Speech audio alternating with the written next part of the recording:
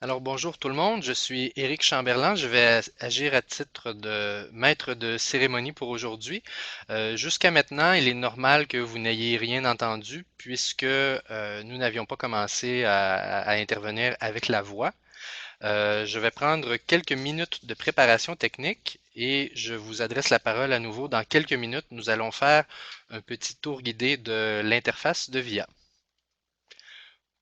Pouvez-vous me confirmer si vous m'avez entendu quelques personnes en cliquant sur le bouton pour lever la main? Merci beaucoup. Alors, je vais éteindre mon micro et ma webcam et je vous réadresse la parole dans quelques minutes. À très bientôt.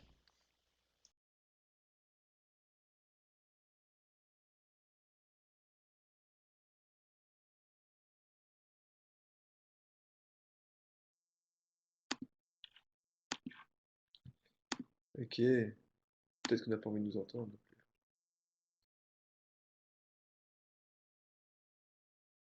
Ok,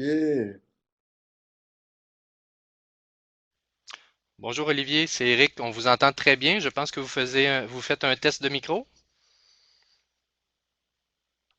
bonjour, tout à fait. Et puis, tout est beau. D'accord. Bonjour Eric. OK, on vous entend bien. Merci. Merci.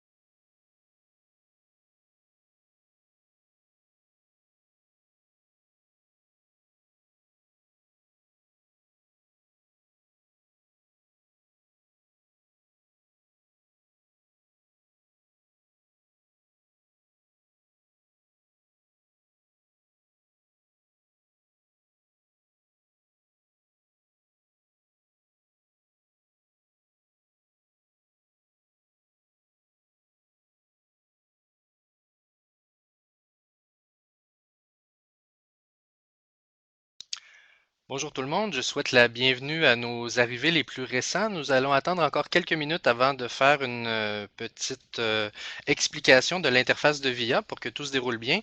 Je vais refermer mon micro et peut-être le réouvrir là, à quelques reprises avant la préparation technique pour souhaiter la bienvenue aux autres nouvelles personnes qui vont se joindre à nous bientôt. Alors, si vous n'entendez rien dans les prochaines minutes, c'est tout à fait normal, c'est parce qu'on est encore en train de finaliser la préparation technique de l'atelier.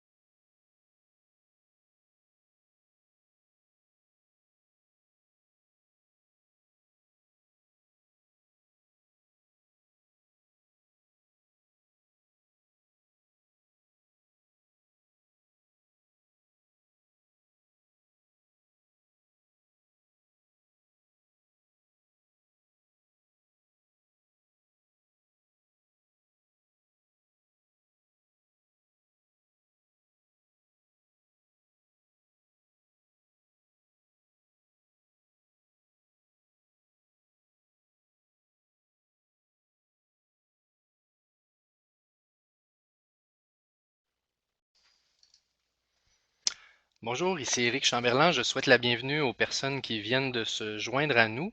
Je vous adresse la parole tout simplement pour vous indiquer que la salle est active, que tout fonctionne bien. On est encore en finalisation de préparation technique, notamment avec les services de l'interprète. Alors, nous allons commencer dans quelques minutes avec un petit tour guidé des fonctions essentielles de l'interface de VIA. À tout de suite.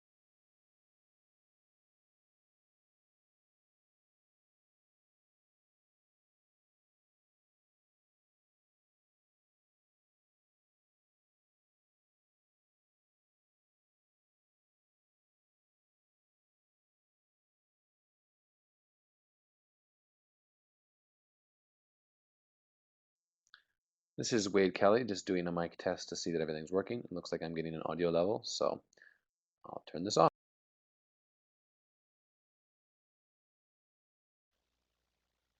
Hello, Wade. Eric speaking. Your sound level was fine and the sound quality was excellent.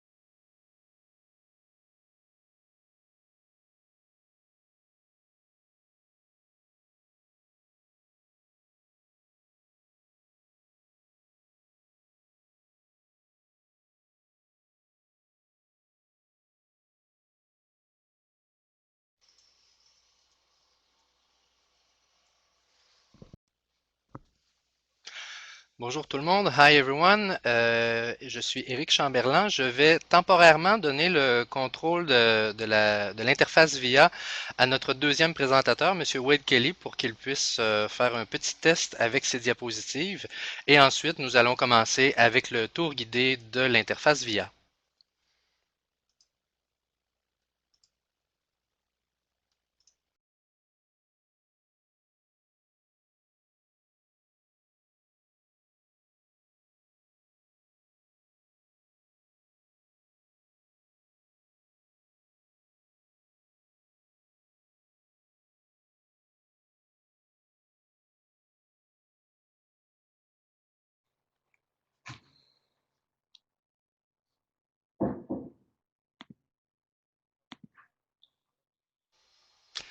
Bonjour, professeur Carsanti, ici Éric Chamberlain.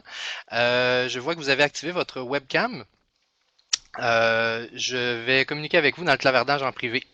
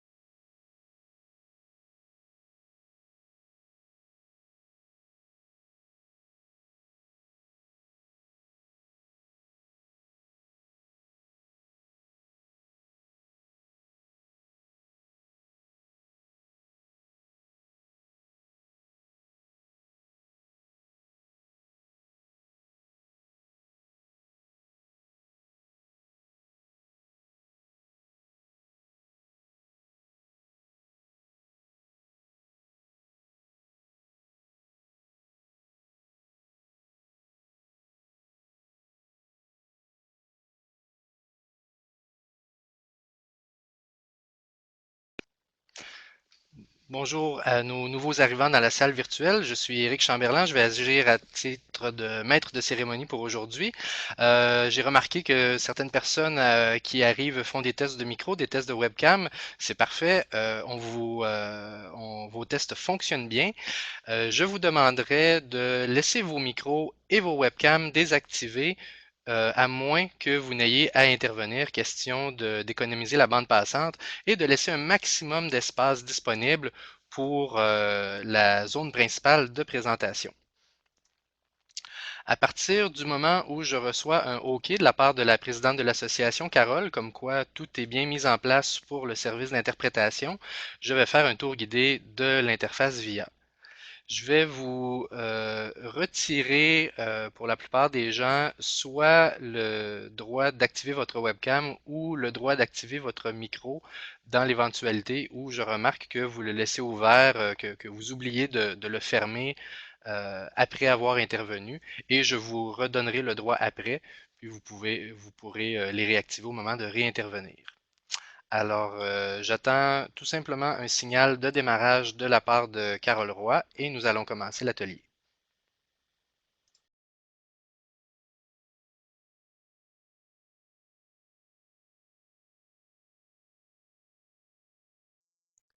Hi, it's Wade Kelly here. Just wondering if, not sure if you can hear me or not. Yes, I hear you very well, Wade, and I've seen your message in the private chat. Oh, sorry, it was not the private chat, it was the public chat, but I'll make sure that this problem is fixed.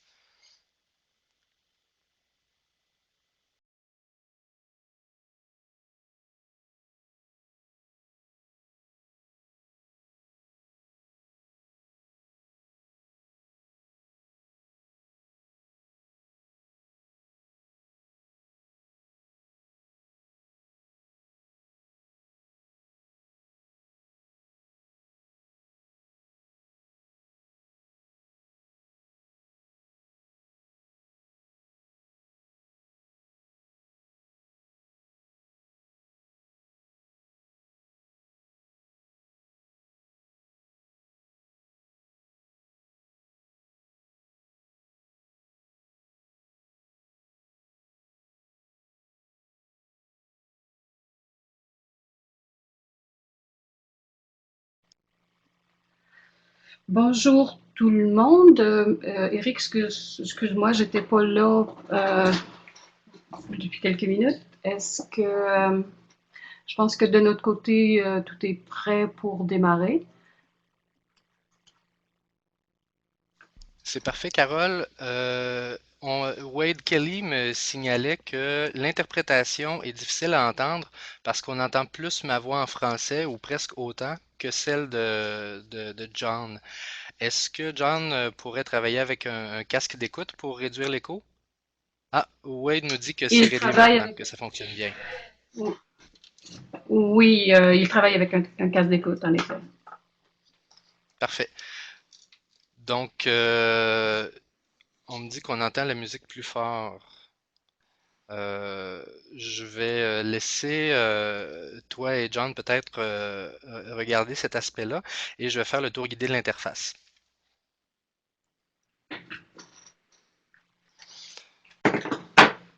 Alors, bonjour et bienvenue à cet atelier de l'ACCP qui porte sur le travail avec les nouvelles clientèles. Si vous regardez dans la zone principale de l'interface VIA, j'ai affiché une capture d'écran. Alors, vous avez la vraie interface et ensuite une version, je dirais, plus petite de la même interface.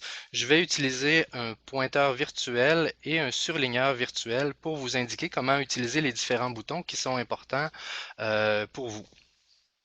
Sachez aussi que la séance est enregistrée. Vous allez pouvoir réutiliser l'invitation que vous avez reçue pour joindre la salle pour accéder à l'atelier en vidéo sur demande à partir de quelques heures après l'atelier d'aujourd'hui. La première zone sur laquelle je vais attirer votre attention, je la surligne en jaune maintenant, c'est la zone où on voit le présentateur actif. Alors, dans cette zone-là, vous voyez la webcam du présentateur. Donc, à ce moment-ci, si vous regardez, c'est moi-même que vous voyez, Éric Chamberlain. Et vous n'avez pas vraiment besoin d'interagir avec cette zone-là. C'est simplement si vous voulez voir le présentateur, s'il choisit d'activer sa webcam. Et juste en dessous, vous avez le nom du présentateur actif. La première zone qui est importante à utiliser pour vous, c'est la zone où vous pouvez activer des options personnelles. Je vais utiliser un pointeur laser virtuel. Alors, le premier bouton qui est important, c'est celui qui vous permet de lever la main. Ce bouton-là, vous pouvez l'utiliser pour demander la parole. Alors, chacun de nos présentateurs va faire une présentation d'une dizaine de minutes. Ça peut aller jusqu'à 12 ou 15 minutes. Et ensuite, il va y avoir une période de questions. Si vous voulez intervenir, on vous demanderait de cliquer sur ce bouton-là. J'aimerais qu'on fasse un test. Tout le monde, est-ce que vous pourriez cliquer sur votre bouton pour lever la main?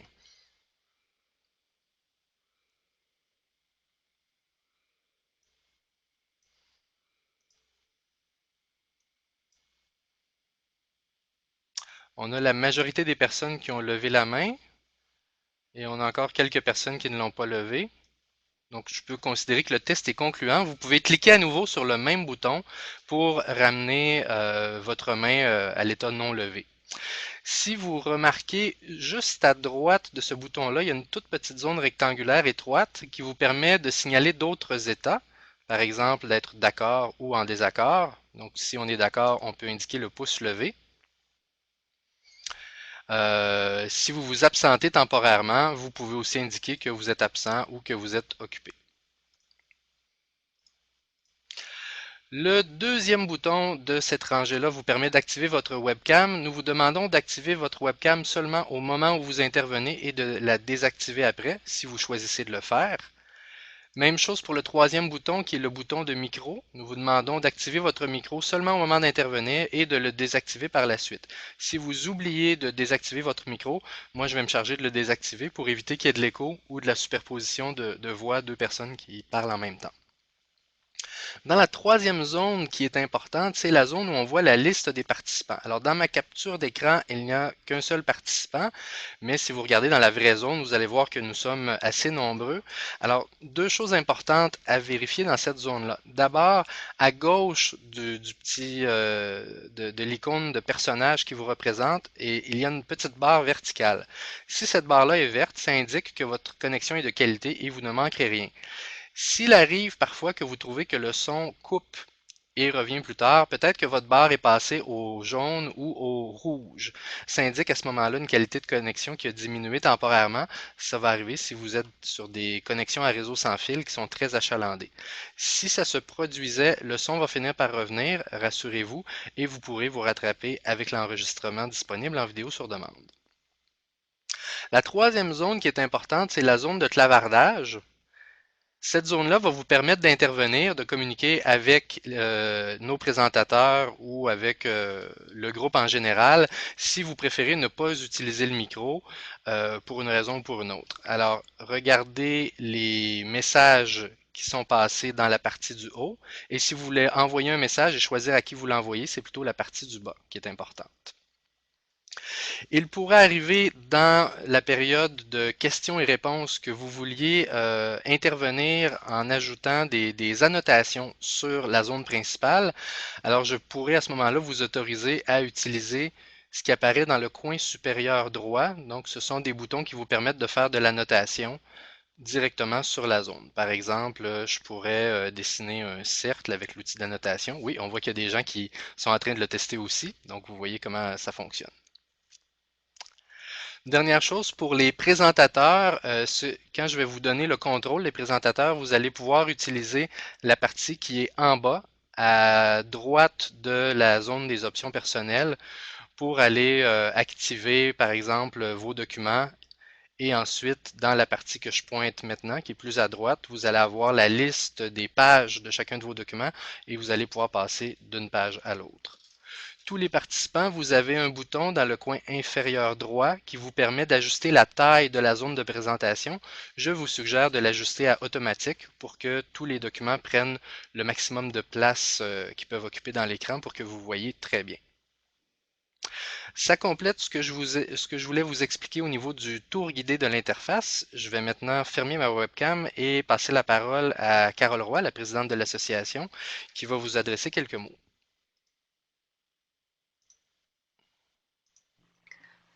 Bonjour tout le monde, je vais juste vous demander d'être un petit peu patient pour une petite seconde. J'ai une hyper urgence. Je vous reviens dans à peine 30 secondes. Ce sera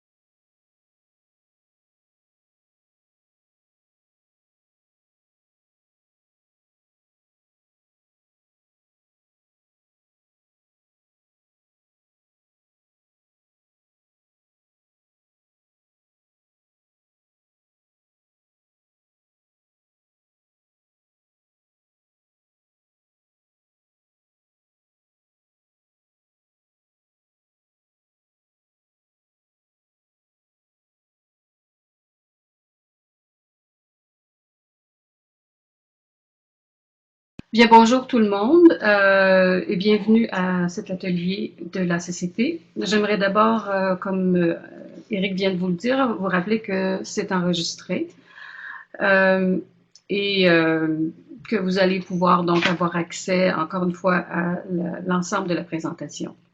Je voudrais aussi rappeler à ceux et celles qui utilisent les services de l'interprétation que pour faire une intervention, vous devez toujours utiliser le microphone de votre ordinateur. Lorsque vous intervenez, pour faciliter le travail de l'interprète, il serait préférable, si possible, d'avoir un débit moyen euh, pour, bon, en tout cas, à la limite, pas extrêmement rapide. Et puis enfin, j'aimerais remercier notre commanditaire, SVI Solutions, pour nous permettre d'utiliser les outils web de conférence VIA, ainsi que John Statham, qui est pour l'interprétation. Monsieur Statham est un interprète agréé de longue expérience. L'atelier les nouvelles clientèles va se dérouler donc en 2 temps, d'une durée de 10 à 15 minutes chacune. Les présentations vont être suivies d'une période de questions. D'abord, M. Carcenti va aborder le thème design pédagogique et nouvelle clientèle.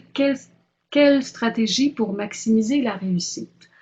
M. Carcenti dirige depuis 2005 le Centre de recherche interuniversitaire sur la formation et la profession enseignante, le CRIFT. Il est également titulaire de la chaire de recherche du Canada sur les technologies en éducation et il occupe le poste de professeur titulaire de l'Université de Montréal en intégration des technologies de l'information et de la communication dans la formation des maîtres. Après une période de questions d'environ 30 minutes, M. Kelly va présenter ensuite le deuxième thème, concevoir pour l'inclusion. M. Kelly est concepteur pédagogique à la Faculté d'éducation permanente de l'Université d'Alberta. À ce titre, il travaille auprès de professeurs, de chargés de cours et d'experts de contenu dans de multiples contextes, dont l'élaboration de programmes et la planification de cours, l'élaboration d'activités d'enseignement, d'apprentissage et d'évaluation pour des cours en ligne et en présentiel, ainsi que la conception et l'offre d'activités de perfectionnement professionnel. Mais ces présentations-là sont beaucoup trop courtes et ne rendent pas vraiment justice aux présentateurs. Je vous invite donc à consulter dans le site web de la CCP les pages que vous allez trouver là. Vous allez y retrouver une biographie beaucoup plus élaborée de messieurs Carcenti et monsieur Kelly. Donc, sans plus tarder, je vais laisser la parole à monsieur Carcenti.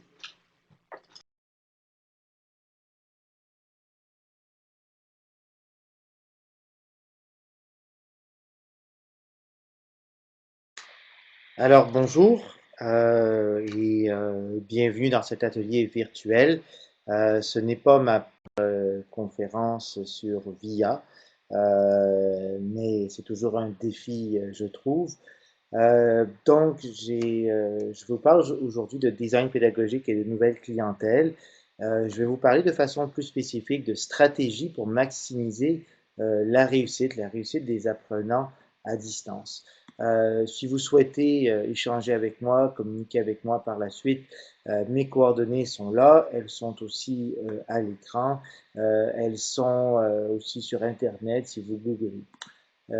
J'ai préparé un bref plan de cette brève présentation, donc je voulais d'abord peut-être revenir sur mon expérience en formation à distance, vous parler aussi d'un défi dont on ne parle peut-être pas souvent en formation à distance, mais la question de la réussite qui est quand même très présente.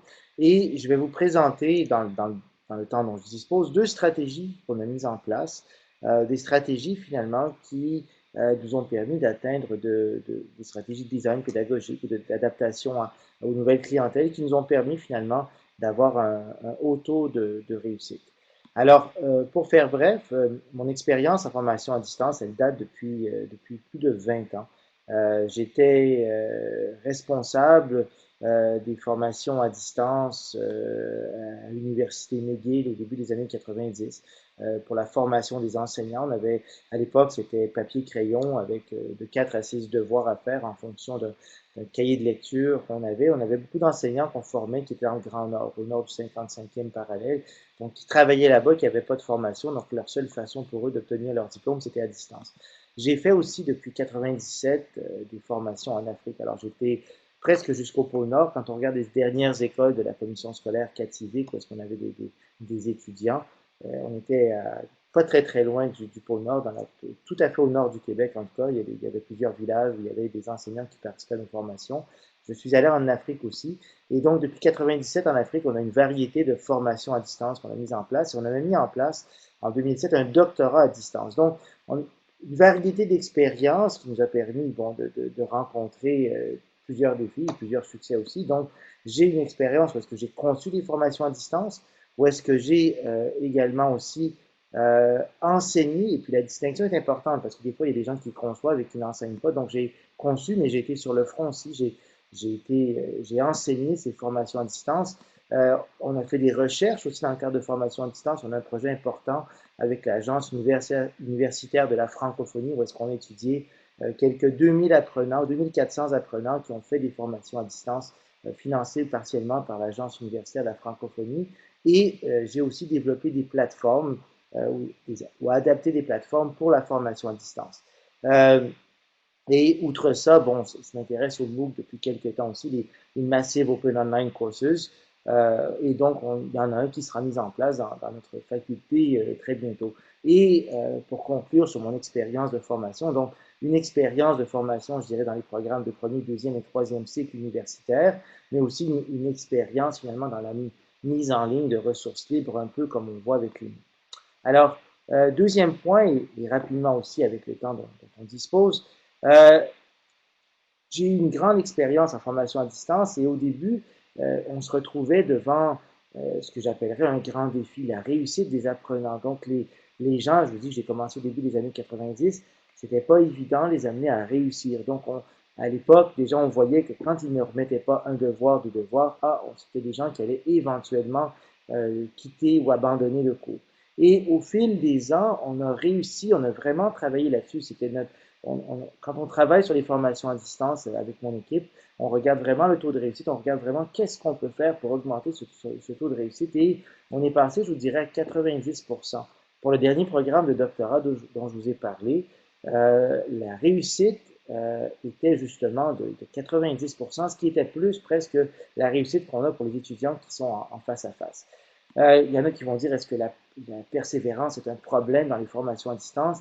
La réponse, c'est oui. D'abord, il faut comprendre que les chiffres disponibles sont rares et souvent confidentiels, donc on ne va pas se vanter d'avoir un si faible taux de réussite. Il y a plusieurs études qui parlent de 70% et plus d'abandon. Certaines sont plus critiques, on parle même de 80% d'abandon.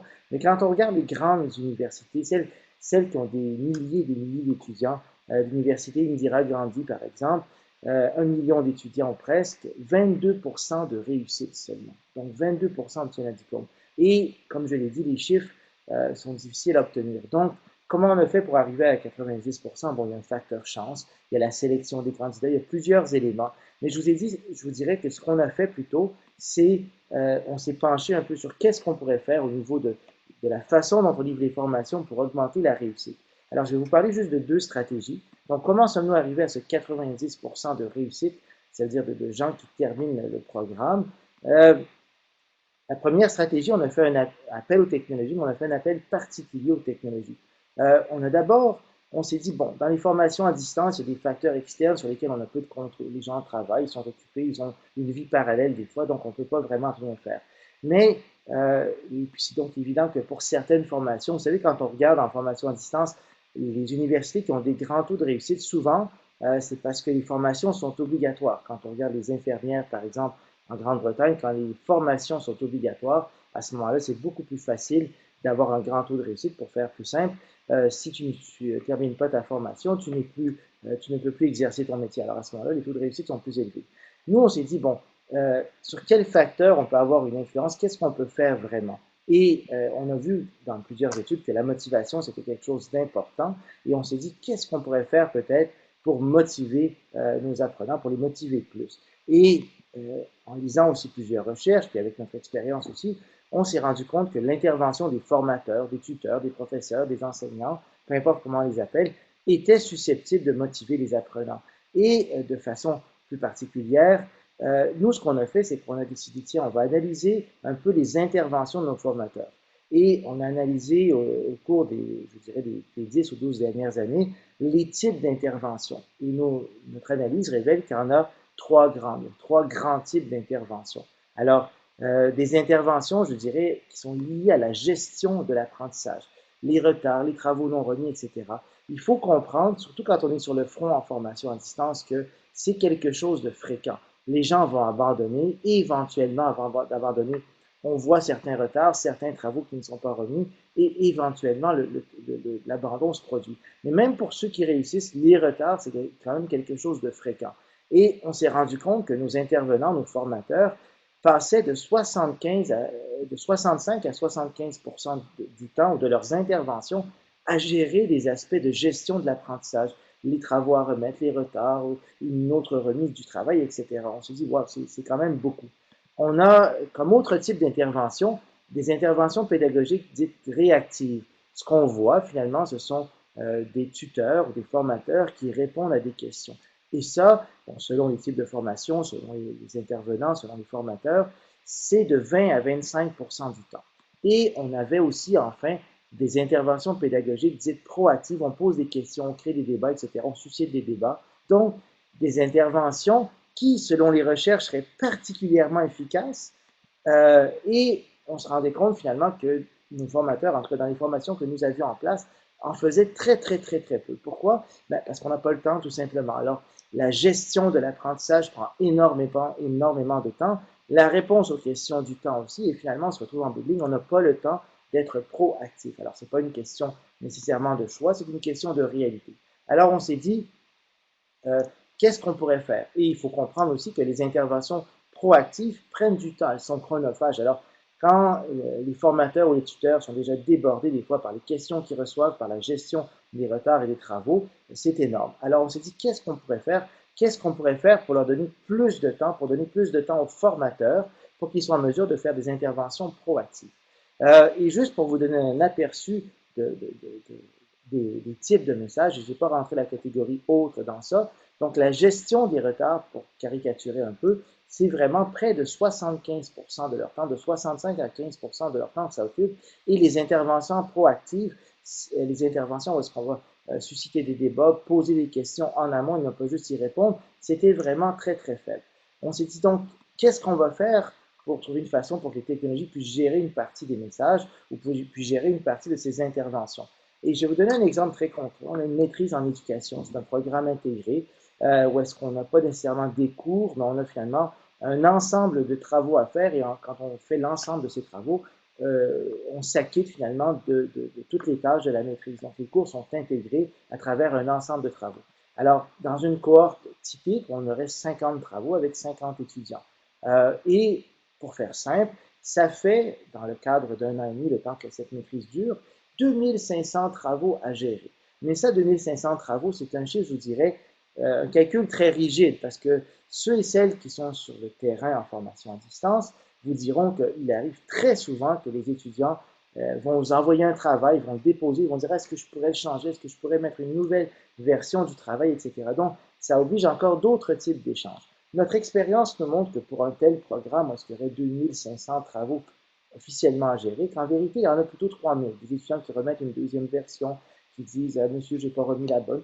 Toute la panoplie d'excuses qu'on peut retrouver en formation à distance. Donc, 3000 travaux, c'est un calcul plus souple et un calcul qui reflète surtout plus, selon nous en tout cas, la réalité. Donc, 3000 travaux, sans compter les relances, etc., c'est énormément de messages pour la gestion des travaux. Alors, où est le temps pour les interventions proactives? Des fois, on peut comprendre qu'il est moins ou qu'il est plus petit.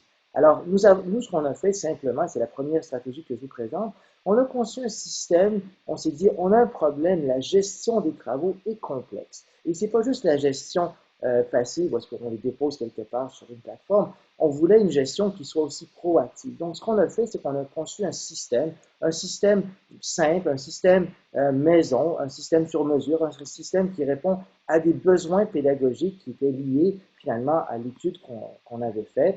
Et le système gère uniquement les travaux, tant pour les apprenants que pour les formateurs. Et le système permet de faire ce qu'on appelle des rappels proactifs automatisés.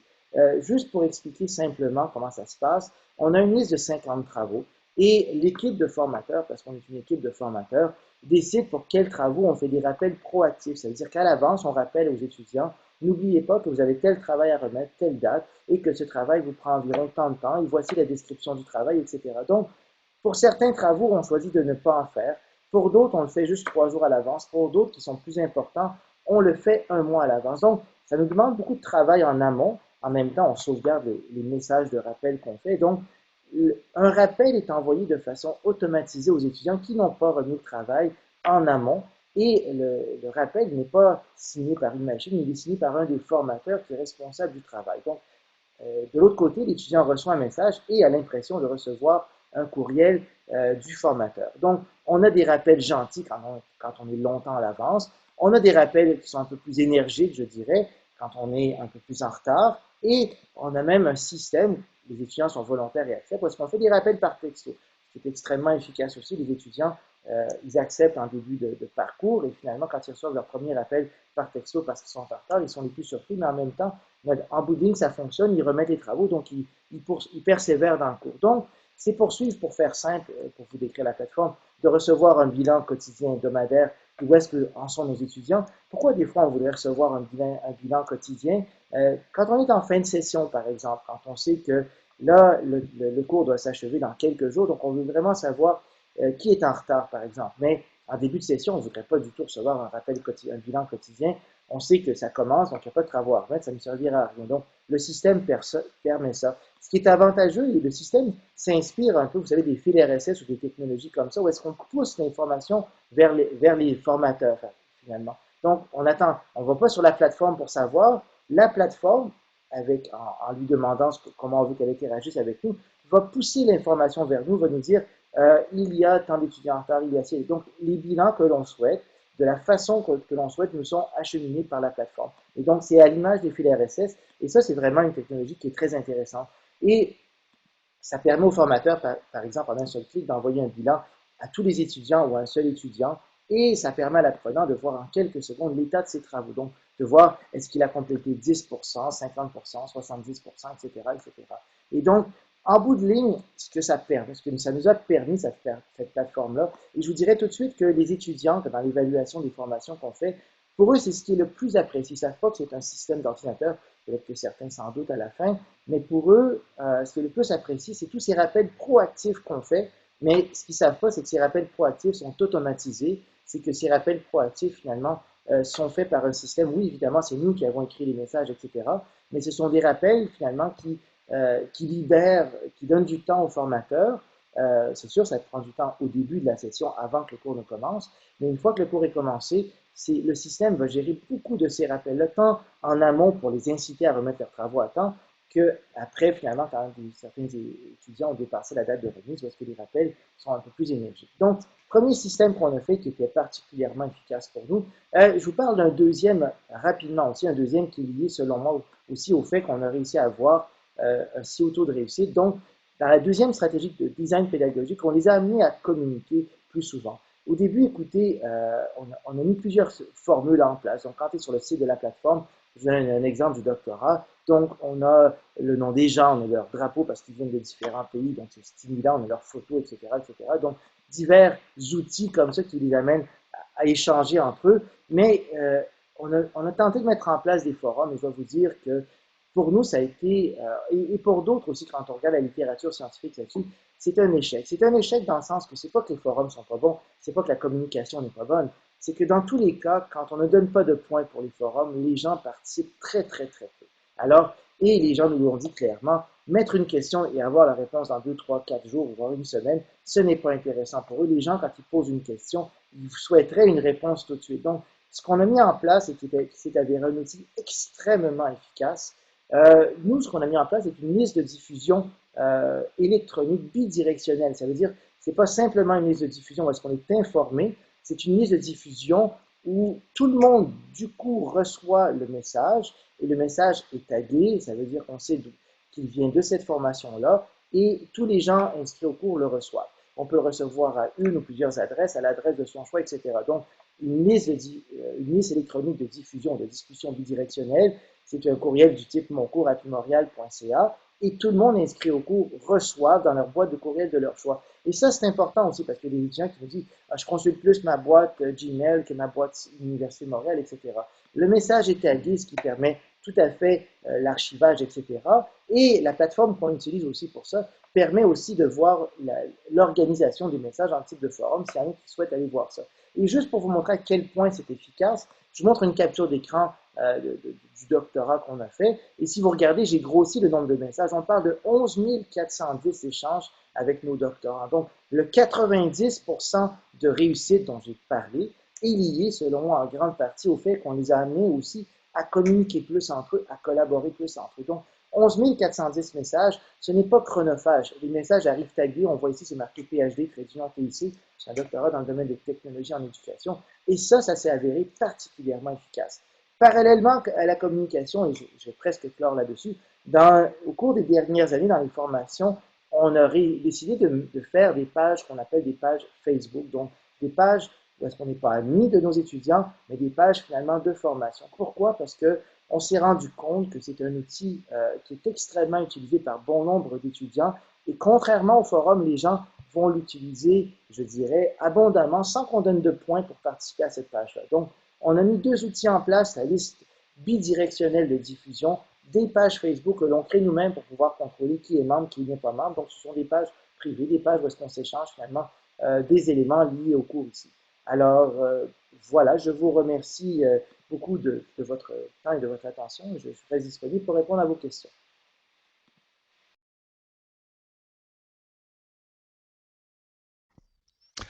C'est le début de la période de questions. Nous pourrions procéder par main levée. Alors, ceux qui auraient une question ou un commentaire, une réflexion à partager avec le professeur Carcenti, je vous invite à utiliser le bouton pour lever la main. Vous pouvez utiliser le micro pour poser votre question ou vous pouvez mettre votre question dans le clavardage. Je vais essayer de respecter l'ordre dans lequel les questions arrivent.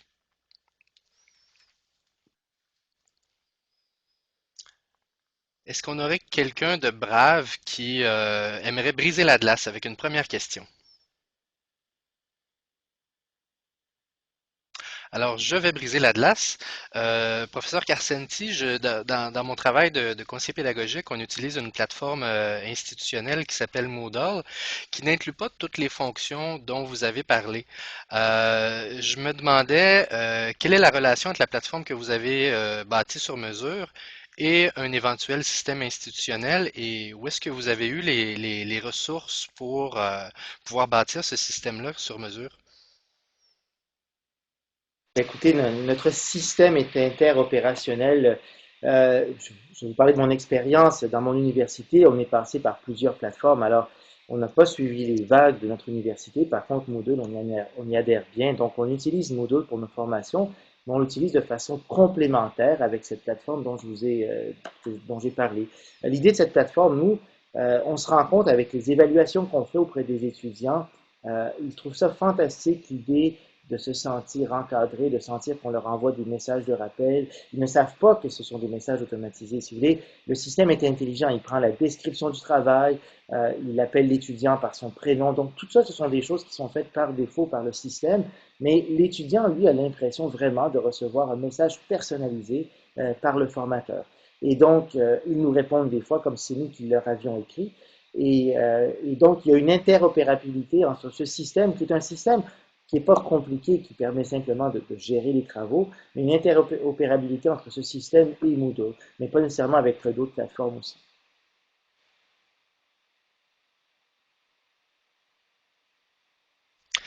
Merci pour la réponse. Il y a d'autres personnes qui ont des questions. Alors, dans l'ordre, on avait Carole Roy qui avait une question. Ensuite, il y a une question de Bonnie Johnston qui est arrivée dans le clavardage.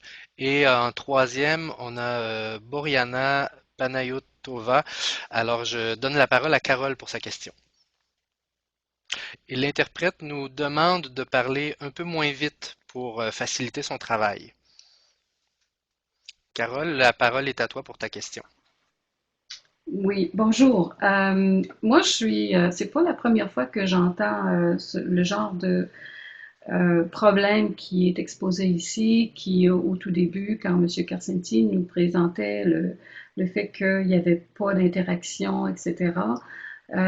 J'ai entendu ça très, très souvent depuis plusieurs années. Et ce qui m'intrigue toujours beaucoup, vous m'excuserez, mais je ne peux pas m'empêcher euh, d'avoir cette réflexion-là. Nous, les cours qu'on fait à l'Université Saint-Boniface en traduction, euh, les échanges entre les étudiants sont énormes, c'est très, très, très actif. Et à tel point qu'à un moment donné, on doit les avertir de ne pas passer trop de temps à échanger parce qu'il faut aussi continuer la formation et aller plus loin. Donc, je suis toujours intriguée de voir la différence entre les deux. Par ailleurs, je dois dire que ici, je parle de la deuxième série, de la nouvelle série de cours qu'on a élaborée, et non pas de la première qui date d'à peu près 20 ans. Mais la différence entre les deux au niveau de l'activité et des étudiants, la participation est vraiment remarquable. Et je suis toujours intriguée pour voir comment on peut faire pour voir qu'est-ce qu'il y a de vraiment particulier, comment se comparent les deux procédés, parce que ça m'intrigue vraiment beaucoup. On n'a pas rien fait de quelque chose de particulier. La structure du cours est différente, évidemment. Le scénario pédagogique est différent. Mais évidemment, on est toujours un petit peu frustré de voir qu'on n'a pas les moyens de vraiment mesurer l'élément qui aurait pu faire une différence. Est-ce qu'il y aurait des pistes que vous pouvez me donner pour essayer de mieux comprendre qu'est-ce qui a fait vraiment une différence et qui fait en sorte qu'on arrive à un bon résultat finalement?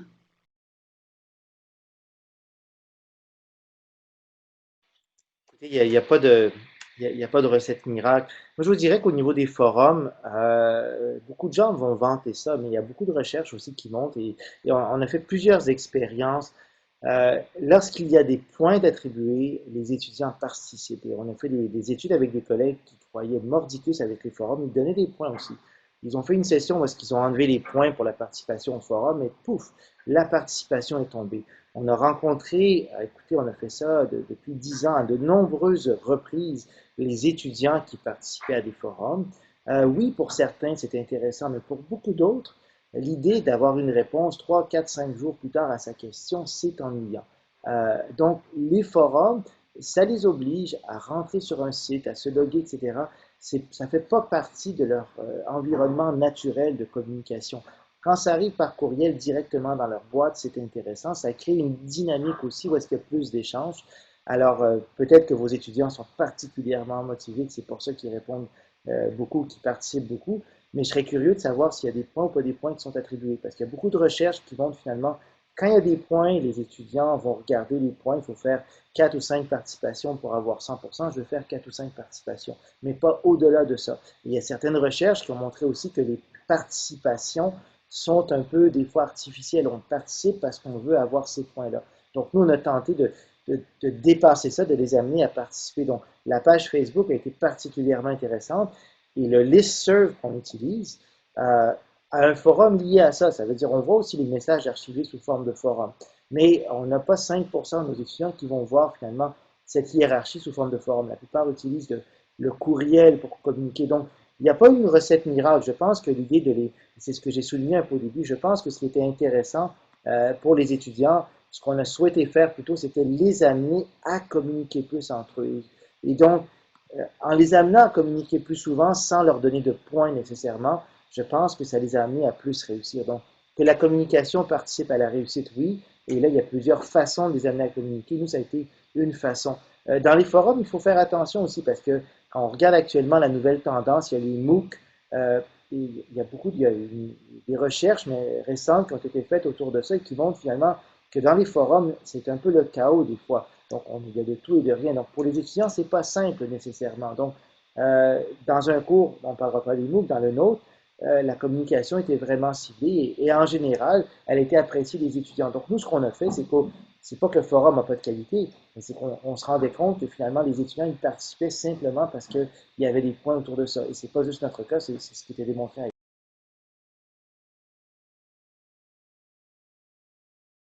Je voudrais juste répondre à quelques secondes là, à ce que M. Karsenty a dit, juste pour compléter peut-être. Il y a parfois effectivement des points reliés à ça. Malgré tout, c'est généralement 5%. C'est pas quelque chose d'extraordinaire. Par ailleurs, ce qu'on leur fait faire, c'est des échanges très ciblés. Il y a des choses, ça correspond à des activités à des activités d'apprentissage.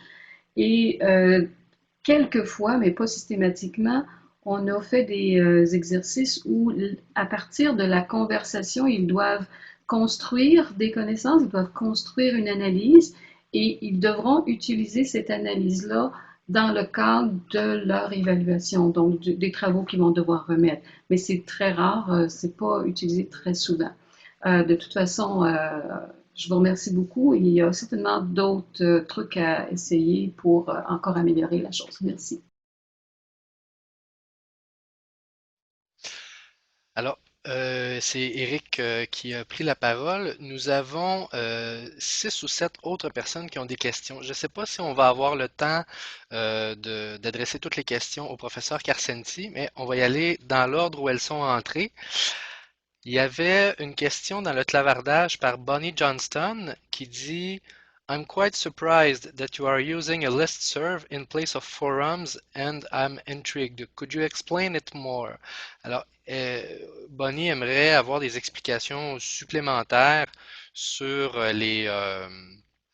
sur la raison pour laquelle vous prenez des listes de distribution plutôt que les forums.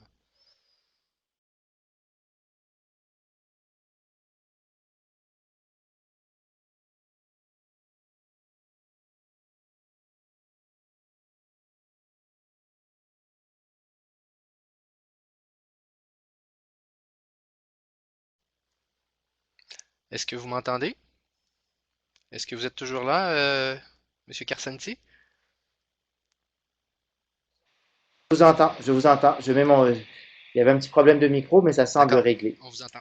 Alors, ce que je répondrais là-dessus, c'est que on utilise les deux en parallèle. Donc, on a ce listserv bidirectionnel. C'est important de le souligner aussi. Ça veut dire c'est et le professeur écrit aux étudiants et les étudiants écrivent au professeur. Mais nous, ce qu'on a fait, ça veut dire on a été voir nos étudiants. Il y a beaucoup des fois qui vont évaluer les moyens de communication pendant que les étudiants sont en formation. Alors, ils sont en formation, ils vont recevoir une note à la fin, et pendant qu'ils sont en formation, on leur demande est-ce que tu aimes ce que je fais avec toi? Dans la plupart des cas, ils vont vous dire oui, écoutez, ils n'ont pas reçu leur note finale. Nous, ce qu'on fait, on fait bien attention à ça. On ne va jamais les questionner pendant qu'ils sont en formation.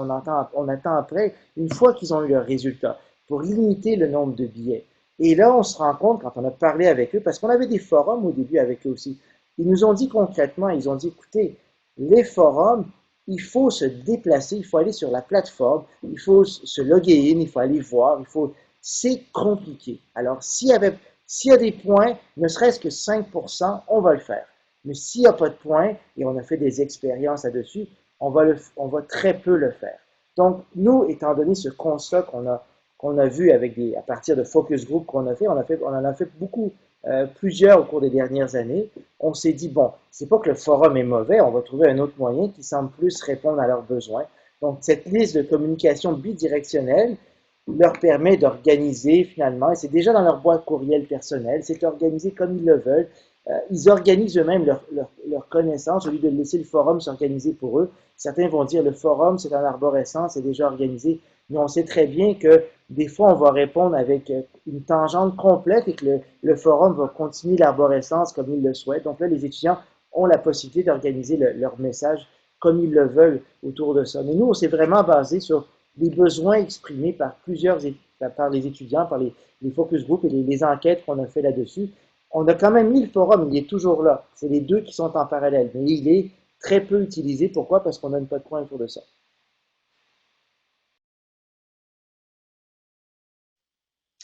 Merci pour la réponse. On aurait le temps pour une question-réponse courte, peut-être deux, c'est-à-dire une question-réponse, peut-être deux si elles sont courtes. Il y avait dans l'ordre Boriana qui a la main levée. Vous avez la parole, Boriana, pour votre question.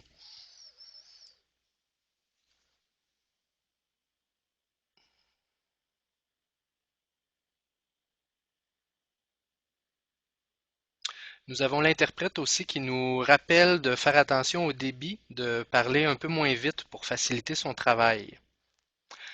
Boriana, est-ce que vous pouvez activer votre micro ou mettre votre question dans la zone de clavardage?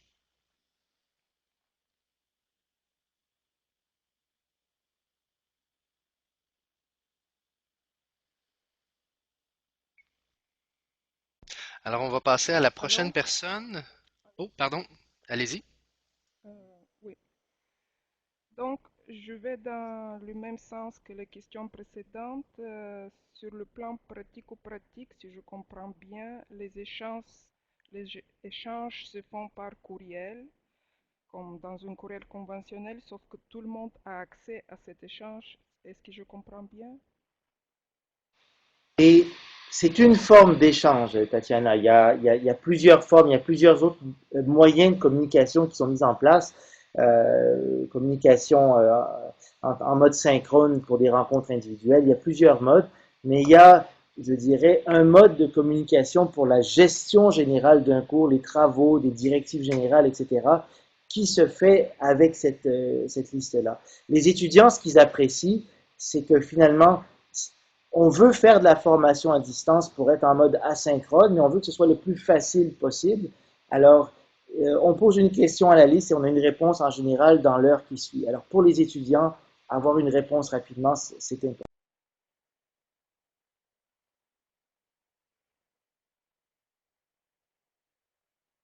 On aurait le temps pour une dernière intervention. J'avais dans l'ordre Hélène Lalancette qui avait aussi levé la main. Hélène, est-ce qu'on a déjà répondu à votre question ou si vous avez encore une question?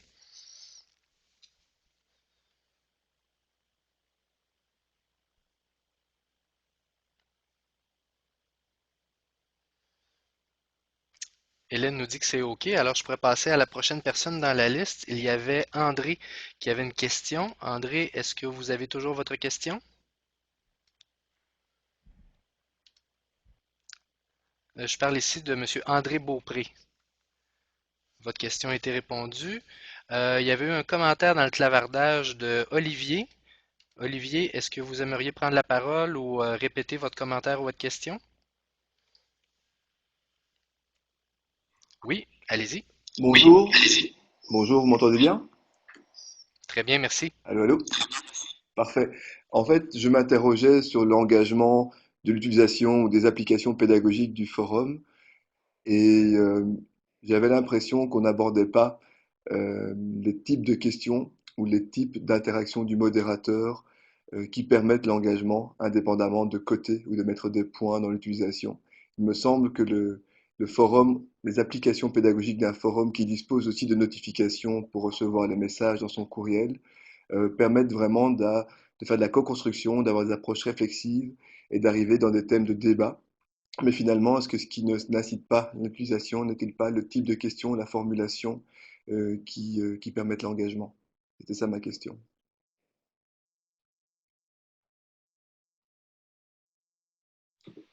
Écoutez, je n'ai pas dit que le forum n'aidait pas la co-construction, etc. Mais donc, si on en fait une partie d'évaluation du cours, les étudiants vont participer.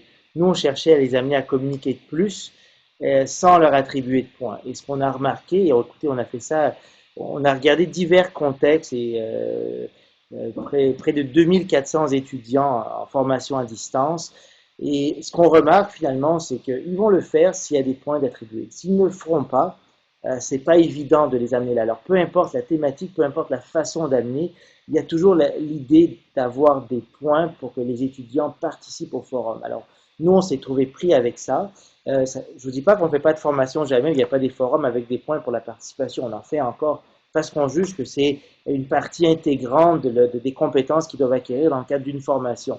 Mais on se rend compte qu'il y a peut-être certaines formations où il y a peut-être moins besoin de forums ou peut-être simplement que ça plaît moins aux étudiants.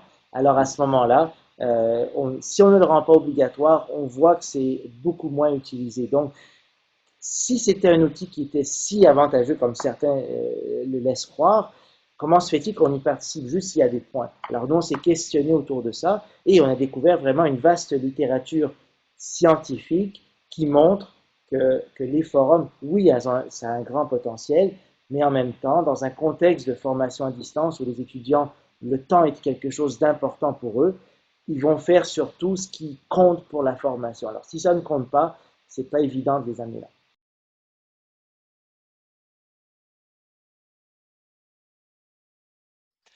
Je voudrais remercier tous ceux qui ont participé en posant des questions ou en émettant des commentaires. Malheureusement, on avait encore deux personnes en attente, mais c'est maintenant le moment de passer à notre deuxième présentateur invité. Alors, merci, professeur Carcenti, pour votre présentation et pour la discussion qui a suivi. Il peut y avoir une certaine poursuite dans le clavardage. Je vais maintenant donner le contrôle de la présentation à notre deuxième invité, Monsieur Wade Kelly, qui va s'adresser à nous en anglais. Alors, Wade a maintenant le plein contrôle de la présentation. Je lui laisse la parole et je lui laisse afficher son diaporama.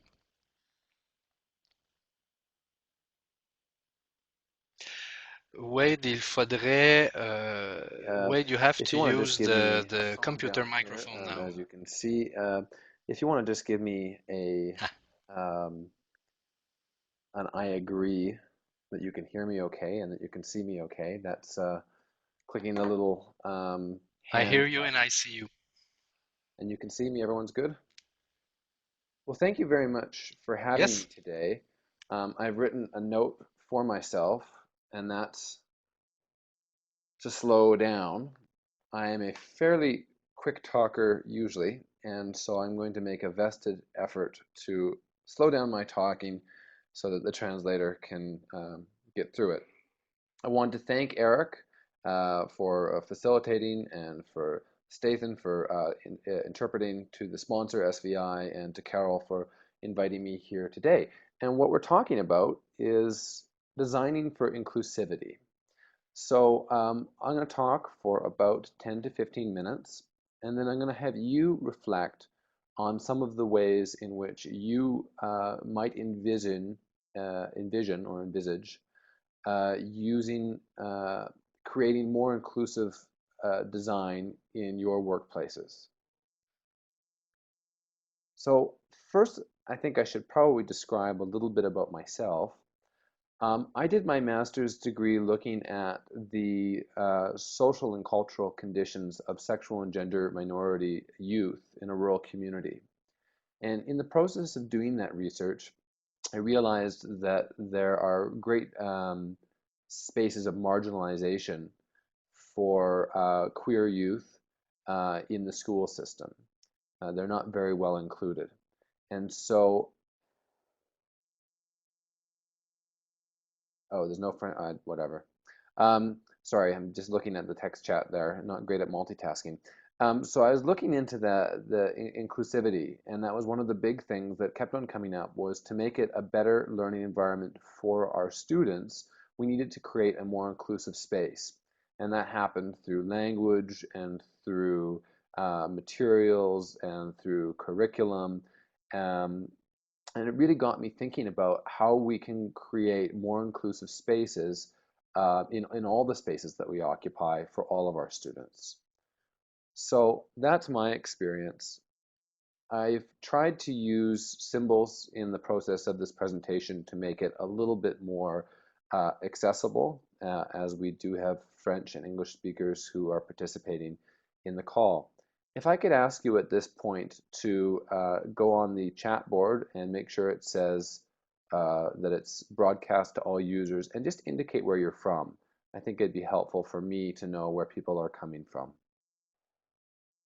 I'm from the University of Alberta, here in Edmonton. So we've got Sherbrooke, Quebec, good.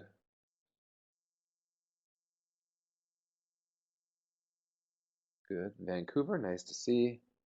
Anybody from the East Coast?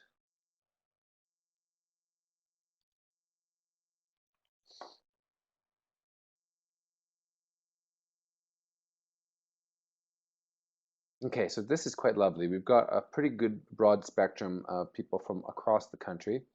Um, and so I'm happy to hear that. One of the big challenges of creating an inclusive space is trying to take into account all of these differences.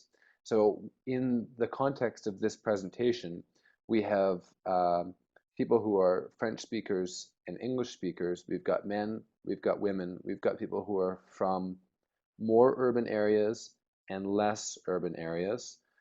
We also have all of the multiple subjectivities that exist within all of us that aren't represented from our location or our names. Things like our uh, gender and our sexual orientation, things like our age, our gender identity, if we are disabled or if we have visual or physical disabilities, auditory issues. Um, and so it's a difficult space in some ways in the webinar to account for all of these differences. And maybe at the end we can think about ways that we can make it more inclusive. When we're talking about inclusive design, we're thinking about the margins.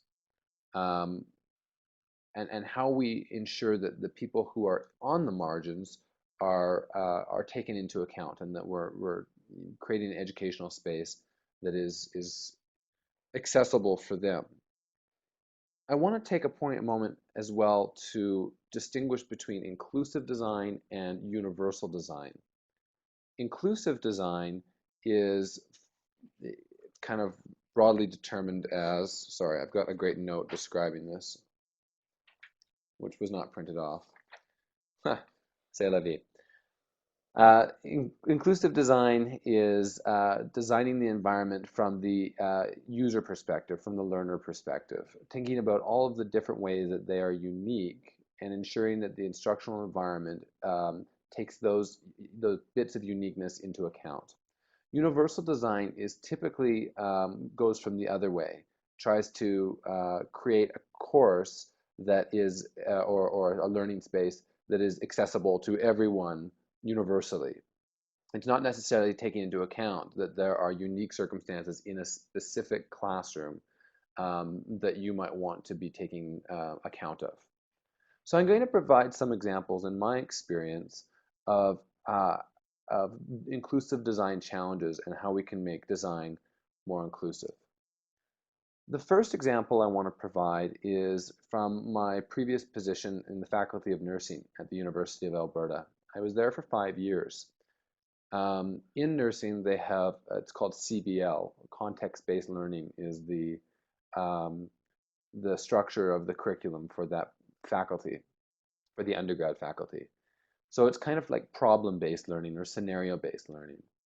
And what we realized in the process of reviewing the curriculum was that there were lots of margins that weren't really well represented. For me, I identified that there was not a single example of a gay, lesbian, bisexual, transgendered client or example in the scenarios. So it's fairly easy to address that. In the scenarios, we can do things like being explicit and saying, using terms like partner instead of husband or wife. We can change names so that they're asexual, Sam, uh, Jude, names that don't necessarily bring the expectation of the student. We also found that there was very few examples of Aboriginals. There's very few examples of people who were the same age range as our nursing students. We found that a lot of our scenarios dealt with people in elder care or people who home care. It was a very kind of set scenarios, but it wasn't representative of what students would be experiencing, and it wasn't representative of the student population. So the effort was to make it more inclusive, was to revisit all of those scenarios and ensure that there was a very broad range of people who they would be experiencing when they went into their clinical practice. Another example from nursing with regards to gender was a program that was developed here at the University of Alberta called BrainSpan. BrainSpan is a really cool program that allows instructors to upload quiz items, and then students can take the quiz, and then they get points when they get the answers correct, and then they can wager their points to challenge other students. In medicine, which is where the program was designed, this was very, very successful. They had a huge uptick in the amount of students who were using it, who were using the challenge function, who really enjoyed it. In nursing, our students tended not to challenge each other at all. They liked the quizzes and the questions, but when it came to confronting other students, that wasn't something they were interested in. So why is this an example of not accounting for inclusive practice? Well, I would argue that well, I don't have to argue this, most of the nursing faculty is made up of women. And when we look at the research around collaborative learning, women, females tend to prefer a collaborative learning environment over one that is linear, didactic, fact-based. So the collaborative program was at odds, problem-based learning in groups was at odds with the system of BrainSpan, which was about challenging and competition. So rethinking how we could use that tool for our students was an important step for us to take. In my current position here at the Faculty of Extension, we have a very large occupational health and safety program. Forever, occupational health and safety has been a very male-dominated field. To that end, we really have to be mindful of how the language that we're using, the metaphors that we incorporate into our classroom, often there are sports metaphors and other male-dominated metaphors. How do we make our classes, in the process of designing, how do we make our classes more inclusive for not only our female students, but for our minority students, for our students that come with English not as a first language. And these have been challenges. Part of our goal is to work with instructors, and that's part of my major job, is to work with instructors so that to help them identify where these issues might exist. And it looks like my phone just hung up, so hopefully I don't need anything translated right away. I'll keep on moving on unless there's everything good on that end? Can people still hear me okay?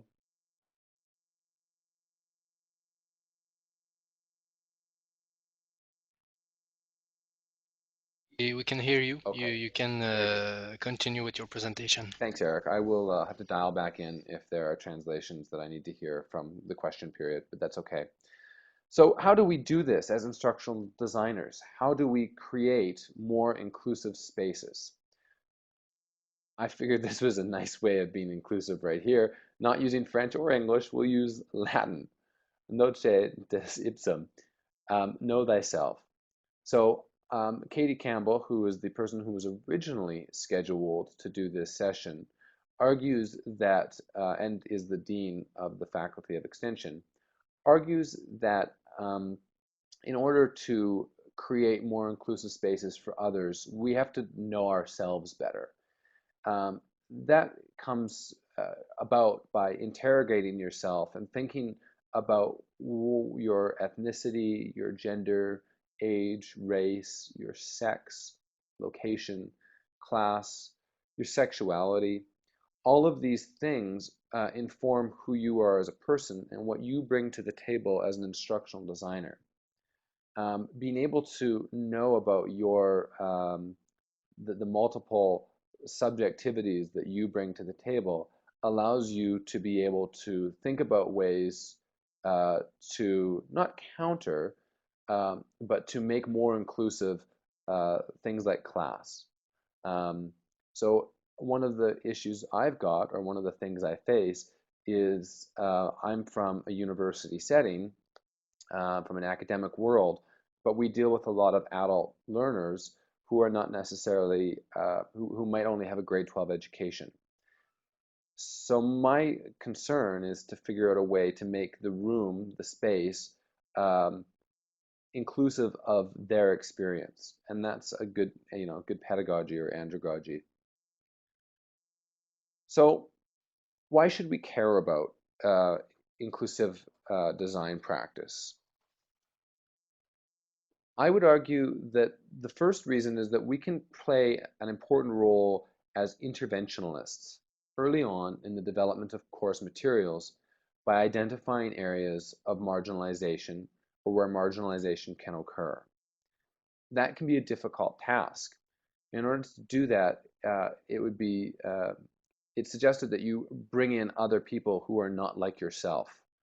Getting those multiple perspectives from various ages, sexualities, genders, languages, whatever various things you can do, get people in a room and start talking about this explicitly. The second reason I think that we should care is that we're not instructional project managers.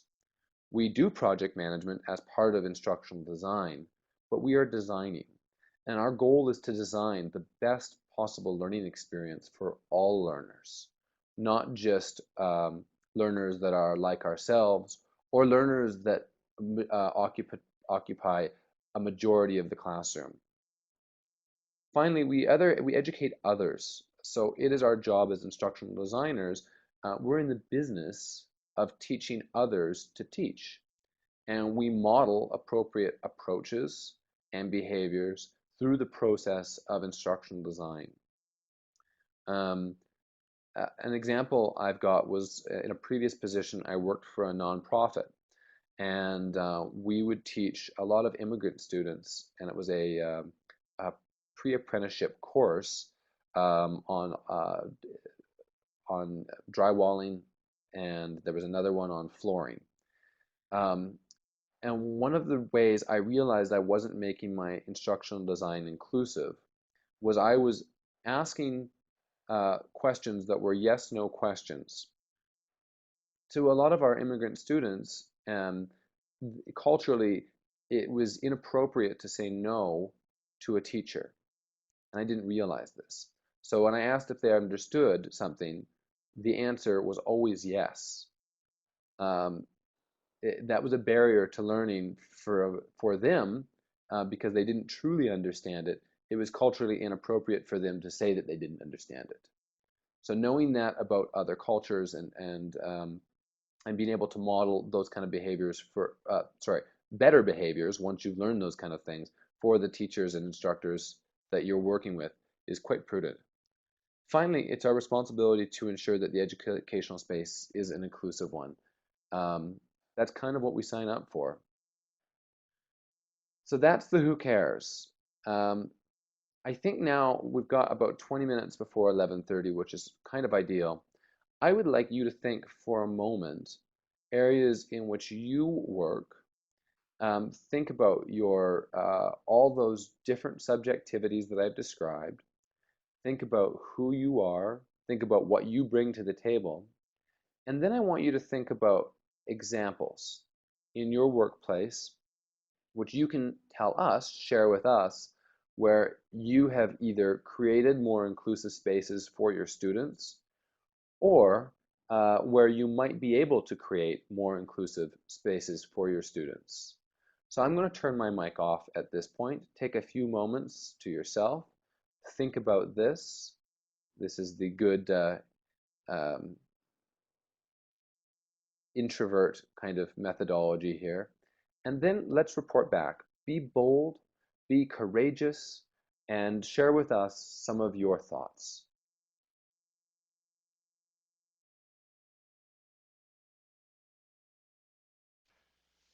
Thank you, Wade, for your presentation and for that last bit that I really appreciated.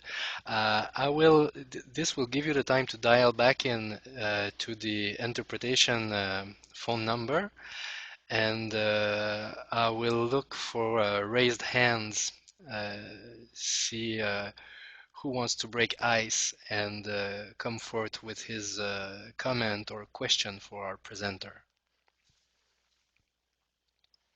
Alors, je répète en français.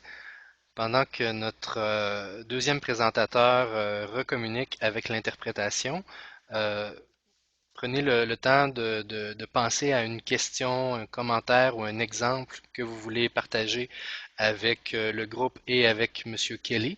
Et je vais surveiller les mains levées, comme je l'ai fait pour le présentateur précédent, pour donner la parole dans l'ordre aux personnes qui lèveront la main.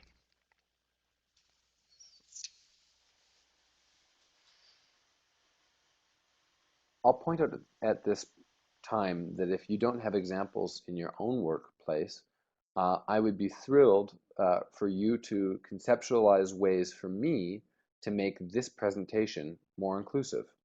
So that's my challenge to you.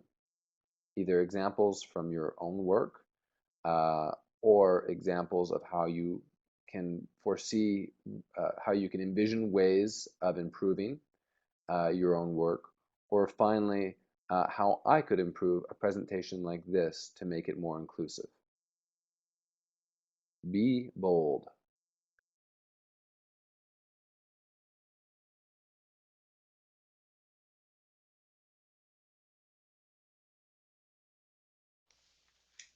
C'est toujours difficile d'avoir quelqu'un qui brise la glace.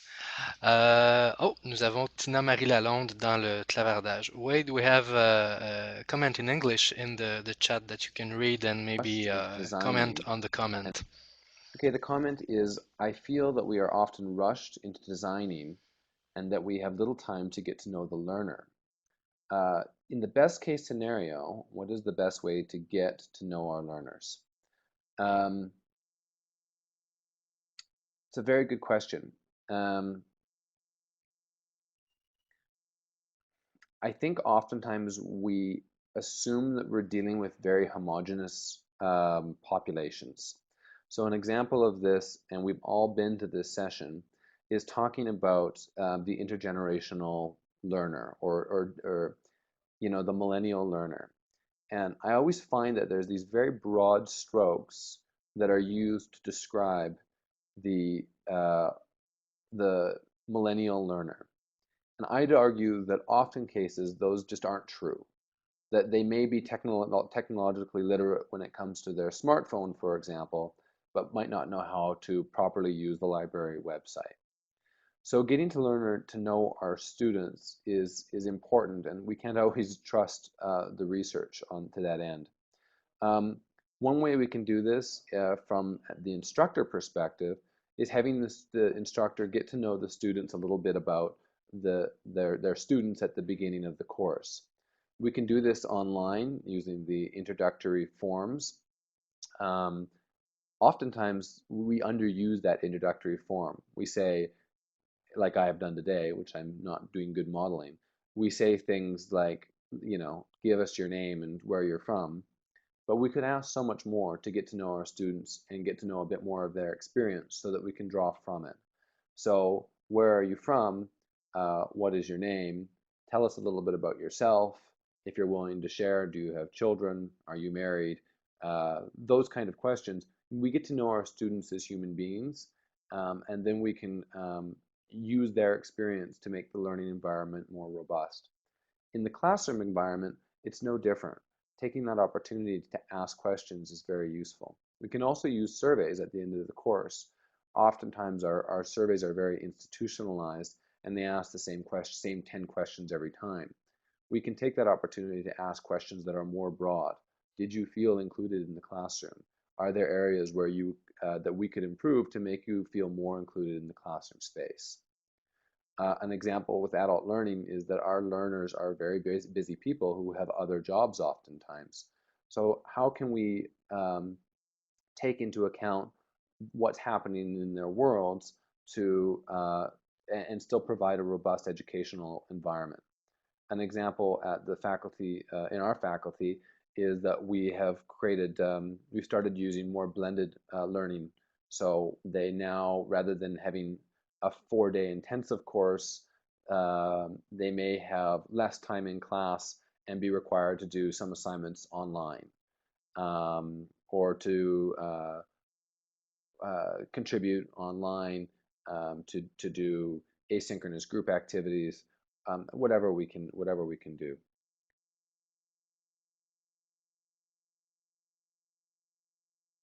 Thank you, Oh, Wade. There's Christy another Schultz. question from Christy. Christy Schultz has a question here. Have you encountered resistance or surprise from instructors and professors when introducing inclusive design? Overwhelmingly, I would say no. I would say for the in almost all situations where I've introduced inclusive design, I'm met with joy that they didn't ever think about it that way. In academic and in pedagogical terms, we would call it, uncovering hegemony, that we are identifying margins that we didn't realize existed previously. And most of our instructors are wanting to do the best things for their students and are more than willing to incorporate those changes. In nursing, identifying, for example, that there was not, in the 4 years that students were in the program and the dozens of scenarios that they went through, that there wasn't a single example of a gay couple, was a pretty simple fix to make. It was just that no one had identified that as something that didn't exist yet. Here's a good example. Olivia, do you want to talk about this a little bit? He writes, write educational games in first person rather than using gendered ethnicity represented avatars. Do you want to talk a little bit about that? I think that's fabulous. I'll let go of my mic here.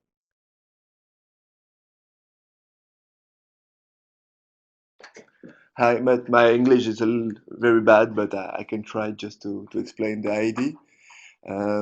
We make games here, and maybe to make the games more inclusive, we don't have to represent the avatar.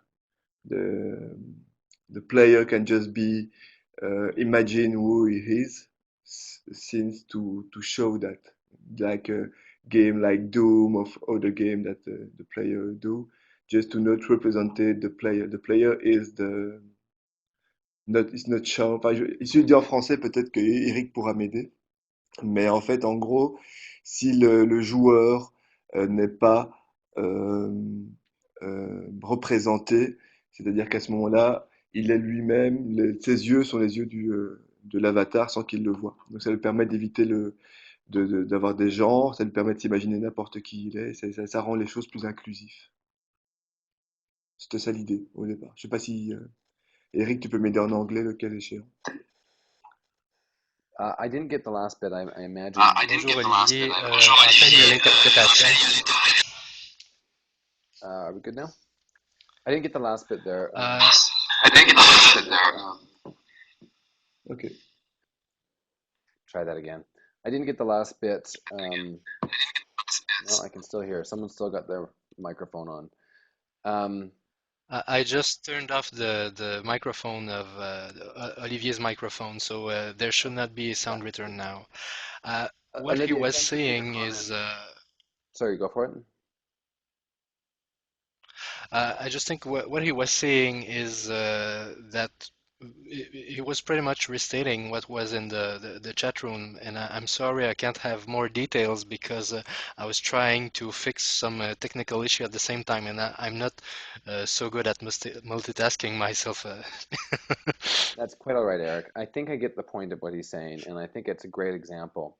Another example, when you're talking about game design and gendered expectations around game design, is to know that I'm making a broad generalization here, but men and women tend to like to play different types of games. Women like more collaborative games where they work together to a common good, to a certain conclusion. Men tend to like more competition in their games. And so when you're doing game design, or if you're doing scenario design, for example, like a web-based interactive maze, or choose your own adventure style scenarios, thinking about how we are writing for different genders. An easy way to do this is to pair up with someone of the opposite gender. Have them reread or read the stuff that you've written in the scenario. Were there any other any other comments there? How could I have made this session more inclusive?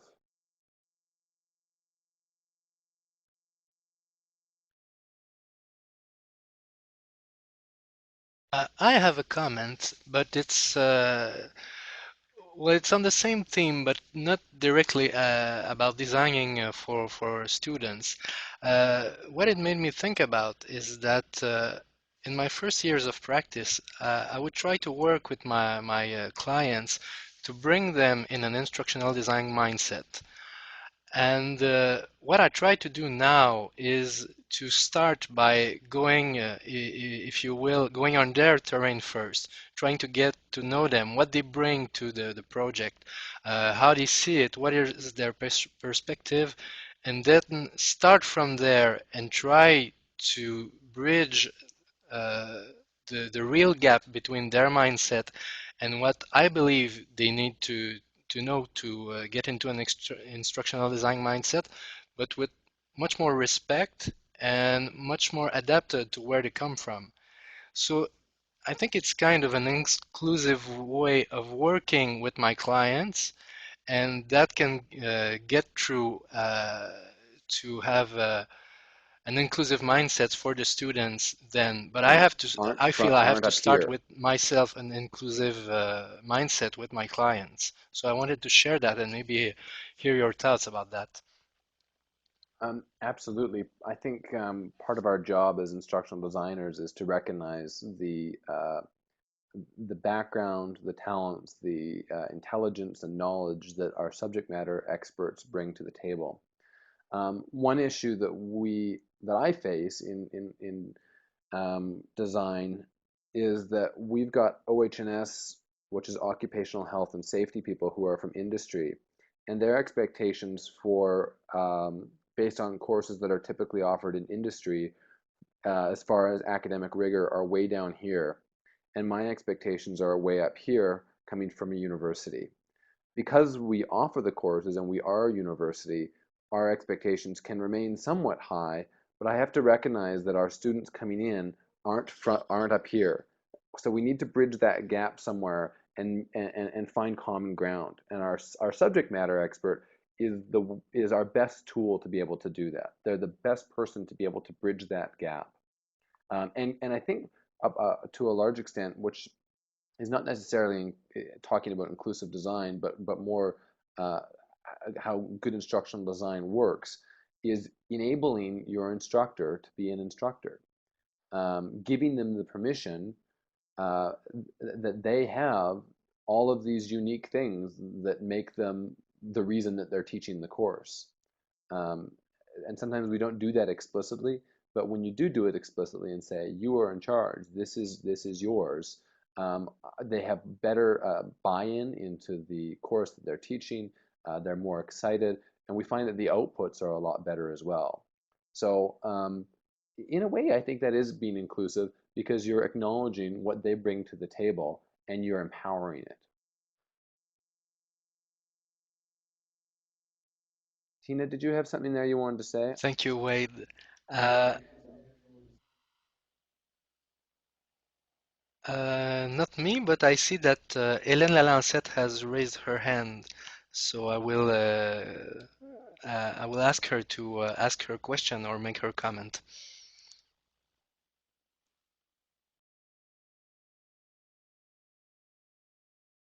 Suivante en premier en français. Dans l'inclusion, je fais un commentaire ici sur le K-12 education.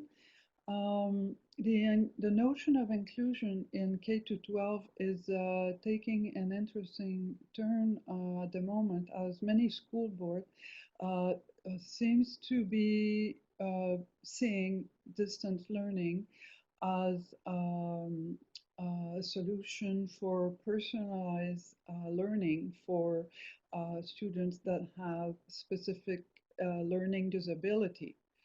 So this is very challenging because learning disability in themselves require such a close pedagogical relationship that I'm wondering if you, in the work that are in the references list here, are there anything referring to the fact that if you have learning disability, uh, design can be addressing those difficulties for online learners? Thanks for the question. I tried to stick away from K-12 in preparing the presentation. If you were searching for more references, I would suggest looking for universal design, online education, and K-12 as the three subject terms or key terms. One of the big challenges we face in relation to your question is creating inclusive spaces online. And I recognize that a lot of you are probably dealing with more online instructional design than face-to-face. So how do we make it more inclusive? I think in an online world, when we need to be more explicit with our choices, but designing for disability can be a very challenging thing, and there's so many issues that come up when you don't have that face-to-face contact. And politically, it might save money, but it's going to give us lots and lots of challenges as designers. For example, I intentionally use this background today as an example of possibly poor design. The reason I chose it was to see if anyone would critique it as possibly could be considered a really bad background for people with visual disabilities. It's very busy. There are lots of colors, lots of activity. The eye isn't really sure where to go. So while it's exciting and interesting, possibly, it might also present a challenge for some viewers. I'm sorry, I can't address your question in full, but if you want to connect offline, I've got some more references and we can probably talk about that with regards to K-12 education. Were there any more questions or comments? Actually, we're getting to the end of the webinar, so I would like to thank you again, Wade, for your presentation and your thoughtful comments. I would now like to give the control back to Carol, who wants to say a few words before we close the webinar. Well, just one more thing. I wanted to thank you all for coming today, and like I said, if you have any questions or comments or concerns, I'm available. My contact information can be provided by the organizers, or it's just simply wade.kelly@ualberta.ca. Thank you very much, and have a great day.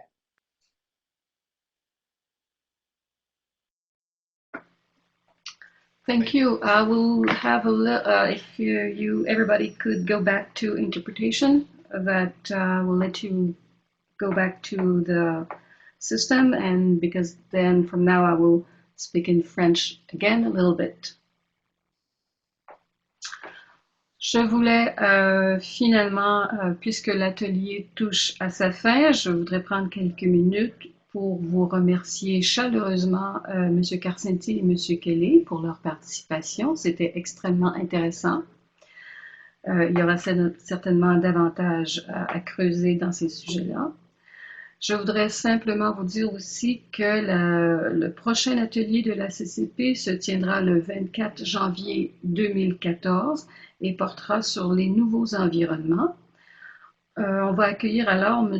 Michael Power de l'Université Laval qui va présenter le thème « Aux antipodes du MOOC, l'apprentissage en ligne en mode hybride » et Mme Sydney Eve Matrix, professeure à l'Université Queen, dont la présentation s'intitule « Mobile Learning Strategies, Engaging Students in a Boyd Environment ».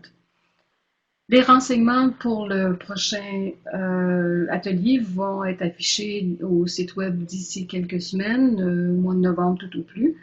Et encore une fois, je vous remercie tous et toutes pour votre présence aujourd'hui et je vous souhaite une excellente journée. Merci encore à nos présentateurs qui nous ont donné l'occasion d'entendre des choses qui certainement vont être utiles pour longtemps. Merci beaucoup.